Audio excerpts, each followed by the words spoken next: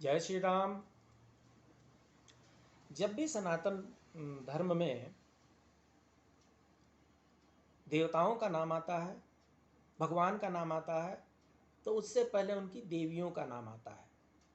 जैसे गौरी शंकर, भगवान शिव जी के नाम से पहले गौरी माता का नाम आता है। लक्ष्मी नारायण, भगवान विष्णु के नाम से पहले लक्ष्मी जी का नाम आता है।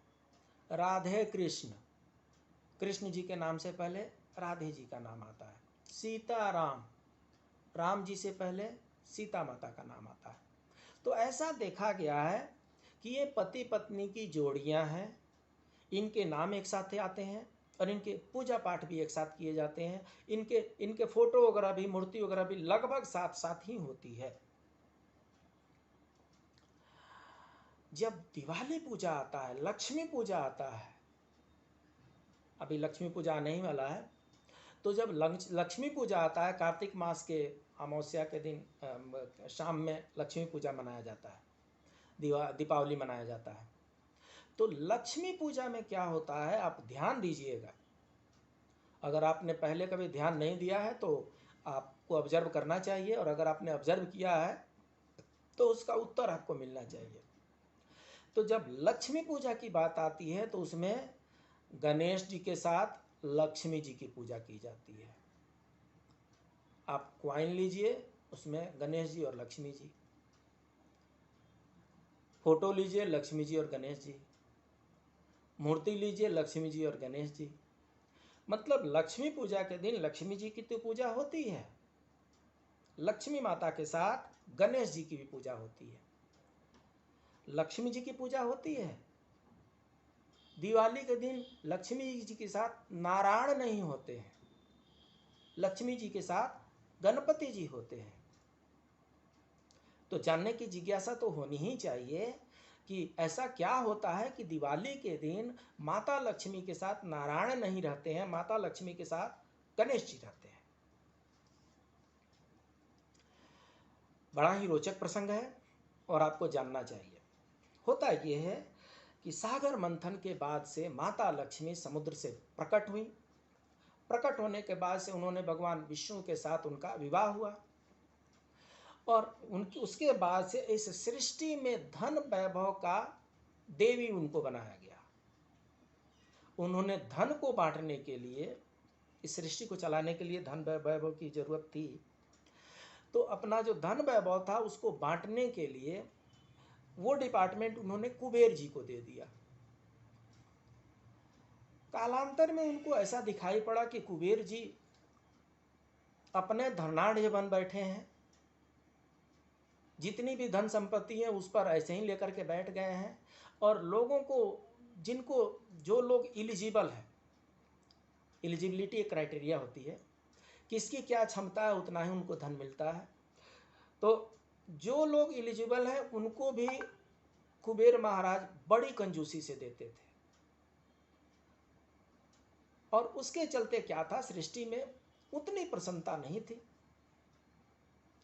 कुबेर महाराज धन बांटते नहीं थे और खुद धन के भंडारी बनकर के बैठे हुए थे। माता लक्ष्मी को ये अच्छा नहीं लगा। माता लक्ष्मी परेशान हो गई कि उनकी संतान को उनकी कृपा नहीं मिल रही है। उन्होंने अपनी व्यथा भगवान विष्णु को बताई। भगवान विष्णु ने कहा, आप ऐसा करो, कुबेर के जगह किसी और को लगाओ। कुबेर कंजूसी वाला काम कर रहे हैं तो उनके जगह किसी और को आप लगाइए। बड़ी सोच विचार करके, और भगवान विष्णु ने उन्हें कहा कि गणेश जी जो हैं वो बुद्धि के देवता हैं, सबको बुद्धि प्रदान करते हैं। तो लक्ष्मी तो उसी को प्राप्त होना चाहिए जिसके पास बुद्धि होती हो, जिसके पास ज्ञान होता हो, वही लक्ष्मी को संभाल करके रख सकता है। इसलिए आप ऐसा कीजिए कि गणेश जी को इस कार्य में लगा दीजिए। माँ लक्ष्मी ने क्या किया, अपने बेटे गणेश जी को बुलाया और उन्होंने ये धन वन बांटने वाला डिस्ट्रीब्यूशन का काम जो है गणेश जी को दे दिया। गणेश जी ने गणेश जी जो ठहरे वो महाबुद्धिमान व्यक्ति ठहरे। उन्होंने सोचा, माँ आप जो कह रही हैं मैं उसे सहर्ष स्वीकार करता हूँ, लेकिन आपको करना यह है कि मैं जिसका भी नाम बताऊं उस पर आप कृपा कर देना। मैं जिसके तरफ इशारा कर दूं उस पर आप कृपा कर देना। बस पूछना मत कि क्यों कर रहे हैं, कैसे कर रहे हैं, कैसे नहीं कर रहे हैं, किंतु परंतु नहीं करना है। माता लक्ष्मी ने हाँ कर दी। अब गणेश जी लोगों के सौभाग्य के विघ्न रुकावटों को दूर करते हुए, जितने लोगों के सौभाग्य के विघ्न और रुकावटें थी उन सबको दूर करते हुए और उनके धनागम के द्वार खोलने लगे। कुबेर जी भंडारी ही रह गए और गणेश जी लक्ष्मी माता की कृपा बरसाने लगे।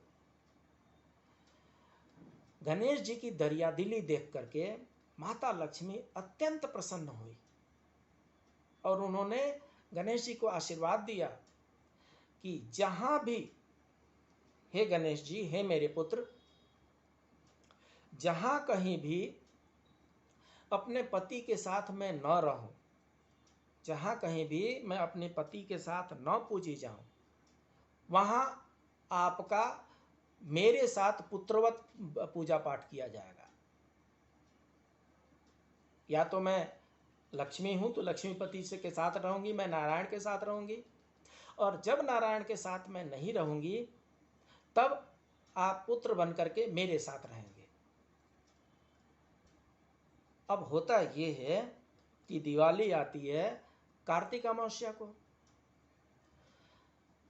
सबको पता है कि एक देवशयनी एकादशी आती है आषाढ़ में, और एक देव उठानी एकादशी आती है कार्तिक में। कहने का मतलब ये हुआ कि दिवाली के 11वें दिन देव उठानी एकादशी आती है। तब तक विष्णु भगवान योग निद्रा में होते हैं, शयन में होते हैं, और चूंकि विष्णु भगवान शयन में होते हैं, वे जागते हैं 11 दिन बाद कार्तिक मास के शुक्ल पक्ष के एकादशी के दिन। इसलिए माँ पृथ्वी को, माँ लक्ष्मी को पृथ्वी भ्रमण करने आना होता है दिवाली के दिन। और पृथ्वी भ्रमण जब करने आना होता है, ये जो समुद्र मंथन वाला और जो लक्ष्मी जी के निकलने वाला काम है वो शरद पूर्णिमा के दिन हुआ था, तो उससे 15 दिन बाद उनको पृथ्वी भ्रमण करने आना होता है। और नारायण अभी शयन में है, तो इसलिए वो अपने साथ गणेश जी को लेकर के आती है। और चूंकि माता गणेश जी को लेकर के आती हैं, इसीलिए हम सब माता लक्ष्मी के साथ साथ गणेश जी की भी पूजा करते हैं। पुराणों के अनुसार गणेश जी माता लक्ष्मी के दत्तक पुत्र हैं। जी हाँ, एडॉप्टेड सन है। होता यह है कि माता लक्ष्मी के पास सारे सुख सुविधा होती है, लेकिन भगवान विष्णु बताते हैं कि आप माता हैं, आप सर्वशक्तिमान हैं, लेकिन अभी भी आप अपूर्ण हैं, क्योंकि आपके पास कोई संतान नहीं है। माता लक्ष्मी पार्वती जी के पास चली जाती हैं। वहाँ जा करके वो बताती हैं कि ऐसे ऐसे बात है। पार्वती जी कहते हैं, कोई बात नहीं बहन, मेरे पास 2 पुत्र हैं, एक कार्तिकेय है और एक गणेश जी हैं।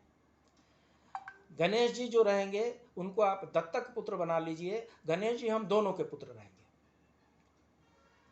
लक्ष्मी जी ने उसी समय गणेश जी को गले लगा लिया और उनको पा करके लक्ष्मी जी अत्यंत प्रसन्न हुई और गर्व से उन्होंने कहा कि मेरा बेटा गणेश। और गणेश जी भी माता माता कह के उनके गले लग गए। तो तब से गणेश जी जो हैं माता लक्ष्मी के दत्तक पुत्र हैं।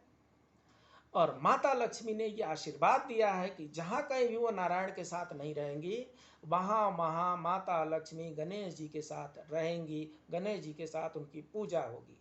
और इसीलिए लक्ष्मी पूजा के दिन, कार्तिक अमावस्या के दिन, दिवाली के दिन लक्ष्मी जी के साथ गणेश जी की भी पूजा की जाती है।